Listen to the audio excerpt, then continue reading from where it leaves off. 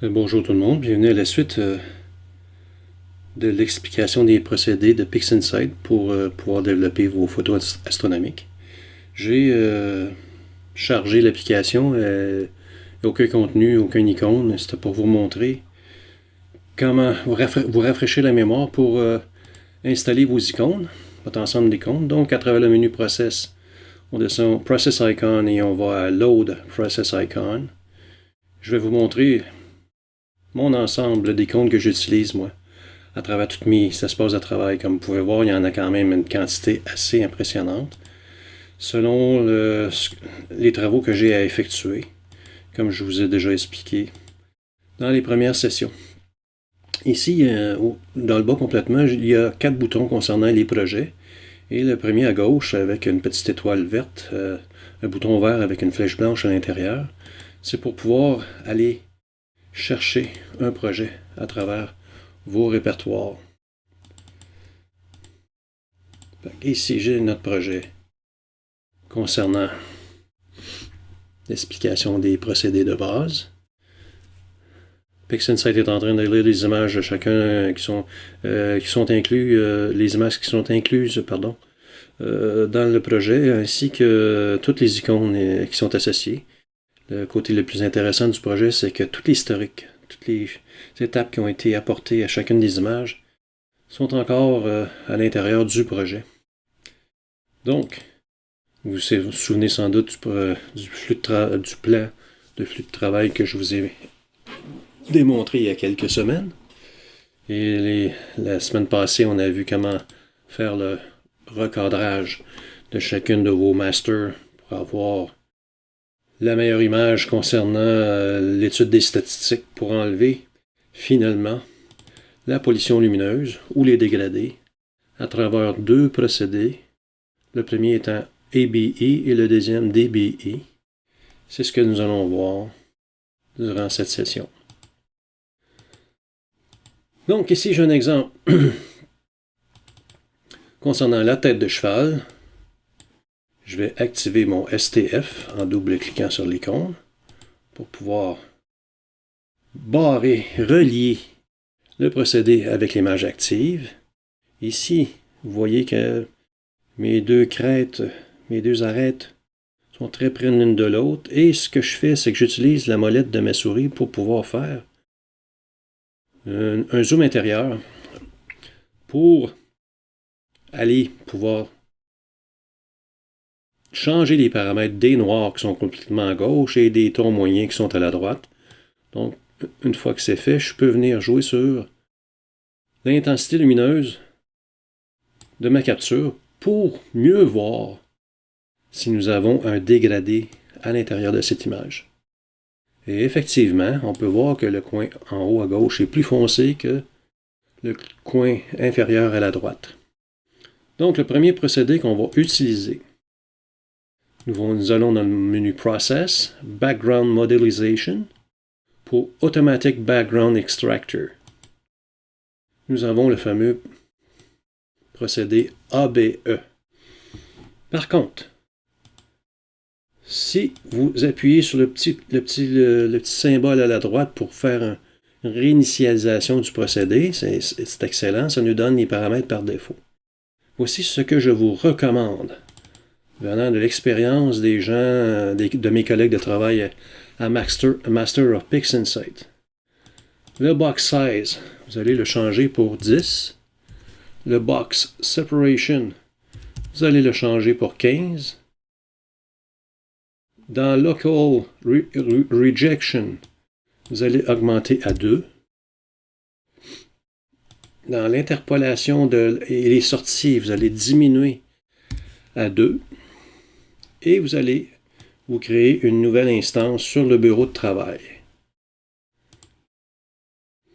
Par la suite, vous pouvez changer son nom en cliquant à la droite sur l'icône pour aller chercher Set Icon Identifier. Donc c'est ABE souligné 1 parce qu'il fait partie de mon espace de travail numéro 1. Je vais le placer ici à la droite. Là, nous avons une icône supplémentaire. On peut déjà sauvegarder l'ensemble en retournant dans le menu Process, Process Icon et sauvegarder notre ensemble d'icônes.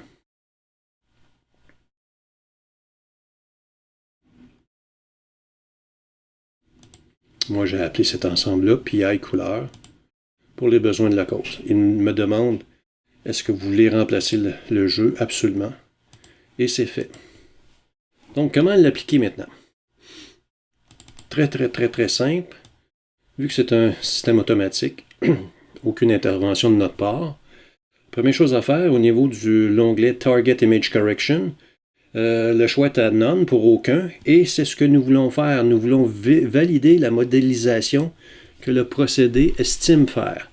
Donc, on a une image linéaire également, avec le petit bouton radioactif. On peut augmenter avec un STF accentué. On pourrait même, à l'intérieur du STF et ma molette de souris, je peux venir influencer l'illustration de ce dégradé. On le voit très bien, en haut à gauche, c'est plus foncé qu'à la droite. Et ce qui est intéressant, si vous avez le même ratio que votre image, on peut le juxtaposer par-dessus pour pouvoir valider. Vous voyez, on est en semi-transparence. On peut venir valider si c'est le même genre de dégradé qu'on avait perçu auparavant. Si vous appuyez sur un Macintosh, sur la touche commande et flèche du bas, on peut faire un blink entre les deux images. Sur PC, c'est la touche contrôle.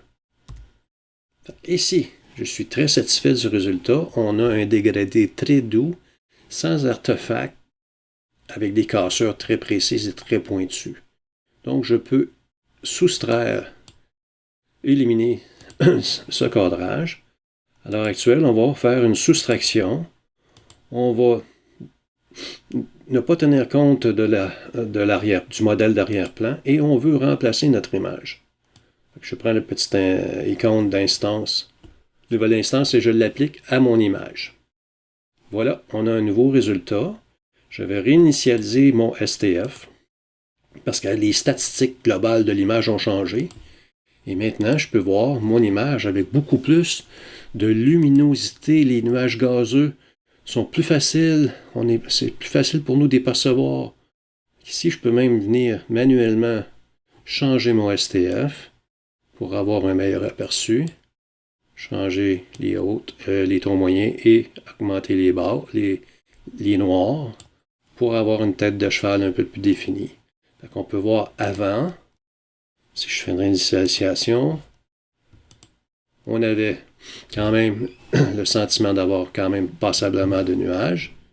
Et si je viens voir par rapport au retrait des dégradés, de la pollution lumineuse lors de ma capture, on a vraiment une image beaucoup plus nette et précise au niveau de l'acquisition des photons.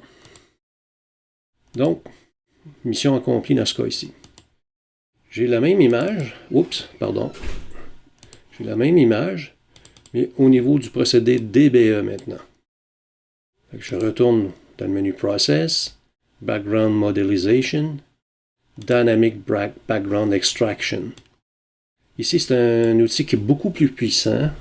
Par contre, il y a des paramètres à changer que je vous recommande également. Donc, ici, premier paramètre à changer au niveau du modèle, les paramètres du modèle, la tolérance, on va l'augmenter à 2. Le Shadow Relaxation, on va le monter à 6. Le Smoothing Factor, on n'y touche pas. Dans la génération des échantillons, on va monter à 100 pixels et on va avoir 4 échantillons par rangée. Et par la suite, il n'y a absolument rien à faire pour le reste. Tout est fait. Donc, nouvelle instance. Je vais enlever le lien avec l'image. Je peux venir à travers le petit icône, il y a un petit N, pour renommer notre procédé. Donc, nous avons DBE souligné 1, que je vais placer à la gauche de ABE. Tout simplement dans notre organigramme de flux de travail, on a deux choix, on a ABE et DBE.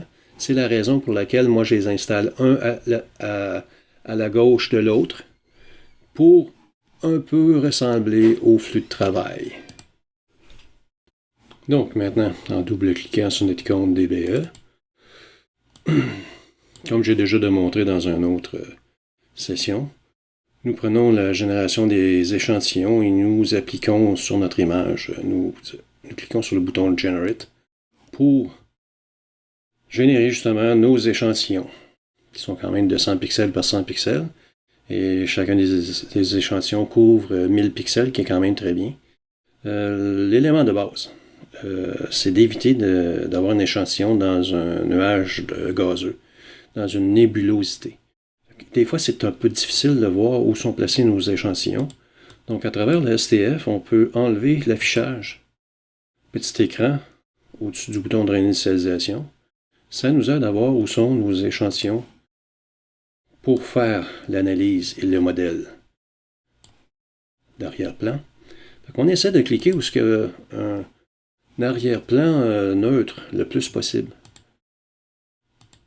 Ici, on commence déjà à avoir des différences. On peut retirer des échantillons avec le X rouge. Et ici, je vais éliminer celui-là. Celui qui est ici dans un nuage gazeux, je le retire également. Par contre, ce qui pourrait être fort intéressant, ici, je vais faire de même. Déplacer un petit peu mon échantillon du dessus. Nous avons les symétries. Je peux avoir une symétrie verticale. Donc, il va y avoir une lecture en arrière dans notre nuage gazeux qui peut devenir fort, fort, fort intéressant. Et aussi, si je prends par exemple le coin supérieur gauche, je peux avoir une symétrie en diagonale pour aller chercher l'autre coin. Et ainsi de suite, une symétrie horizontale pour pouvoir faire une analyse de l'arrière-plan. Donc, notre correction d'objectif, on appuie sur Execute pour n'avoir aucune modification, mais créer notre modélisation, notre modèle d'arrière-plan, à savoir si tout va pour le mieux pour nous.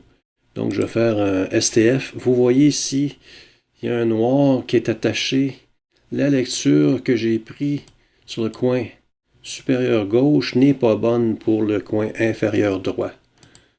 Donc, il s'agit d'y aller avec essai et erreur pour avoir un modèle le plus souple, un dégradé le plus généralisé possible. Vous voyez ici, j'ai une espèce de tache grise vers la droite. Donc, j'ai probablement un point qui n'est pas adéquat. Attendez. Si je viens, par exemple, avec ce bouton-là, puis je fais un essai avec la verticale, juste pour une autre vérification. Ah, c'est un peu mieux. Donc ici, on a un dégradé qui est quand même très doux, qui nous enlève pas mal d'effets gazeux. Fait que je vais faire une soustraction, éliminer le modèle d'arrière-plan et remplacer l'image cible.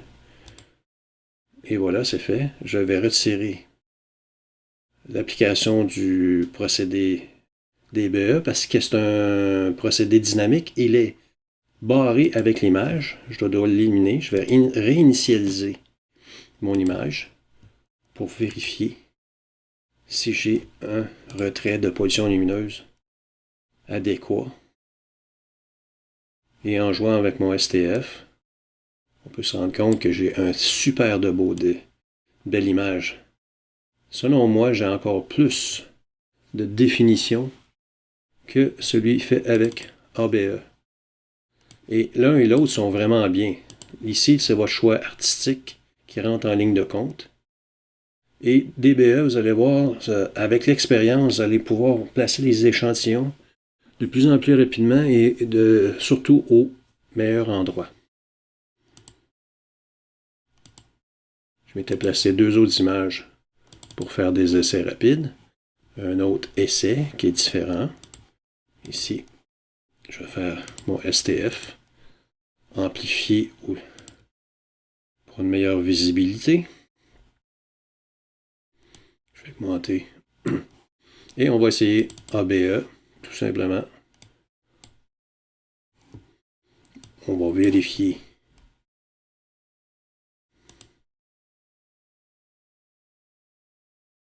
Oups. On va vérifier ici, ce modèle-là. Vous voyez, on a un dégradé avec un petit coin noir. On le laissait sur notre image. On a un dégradé qui est très, très, très doux. Donc, c'est une soustraction. Nous utilisons la division lorsqu'on a du vignotage. Alors que quand on a de l'ajout de pollution lumineuse, on prend l'opérateur soustraction pour retirer ces mauvais dégradés. Donc, on a une image qui est quand même assez bien avec ABE. Et on va essayer une dernière fois avec DBE. Des échantillons de 100 par 100. On en génère 4. J'ai vu sur Internet des gens qui posaient des centaines et des centaines d'échantillons. C'était vraiment, vraiment très particulier. Et je vais vous avouer qu'avec la pratique, Warren Keller, Ron Preacher, Peter Prou, ainsi que moi-même, on trouve qu'on réussit à avoir un excellent travail avec des échantillons qui sont très larges. On peut voir ici l'efficacité. On est à 0,94% ici. 0,93,6. Donc l'échantillon est vraiment très, très, très, très, très performant. Donc on regarde le modèle d'arrière-plan. On a un dégradé vraiment très, très, très intéressant ici. Fait que je vais faire la correction par une soustraction et la routine, quoi. On élimine. Et on a une image vraiment, vraiment plus punchée. On a encore du bruit. Là. Nous ne sommes qu'au début du développement de notre capture. Mais on a vraiment une très belle définition de la nébulosité. Donc voici les façons de faire pour retirer la pollution lumineuse et le vignotage dans certains cas. Ne pas ignorer ABE, il est très efficace même si c'est un procédé automatique. Mais DBE est un petit peu plus puissant et c'est pas le même algorithme, mais ça prend plus d'expérience pour placer adéquatement nos échantillons. Sur ce, à la prochaine.